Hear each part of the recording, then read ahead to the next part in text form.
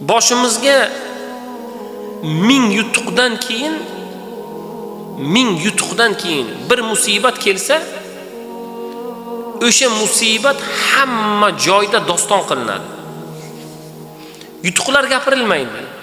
İmkoniyatlar gapirilmaydi. Foydalar, manfaatlar gapirilmaydi. Yutqazishlar, qiyinchiliklar doim tilda doston. Bir tennischi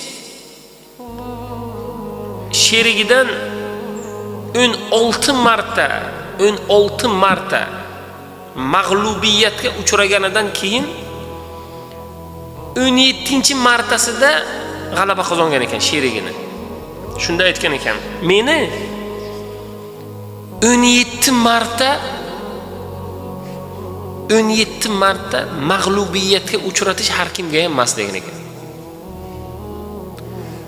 Ketma-ket 16 marta mag'lubiyatga uchrayapti. 17-sida Alloh unga bitta g'alaba berdi. Sherigi 16 marta g'alabaga uchragan. Jim hech narsa demayapti. Bir marta yutgan nima deyapti?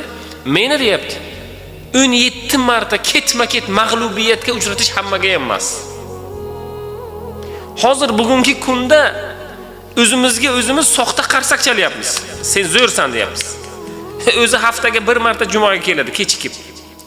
Bo'ldi. Namoz yo'q, ibodat yo'q, zakot yo'q, ro'za yo'q, biror bir rahm va shafqat yo'q, hech narsa yo'q. Bir jumaga kelib qolsa o'zimizga o'zimiz chiqib nima deymiz? Ibodatni qoyillatdik deymiz. Zo'r masjidga bordik deymiz.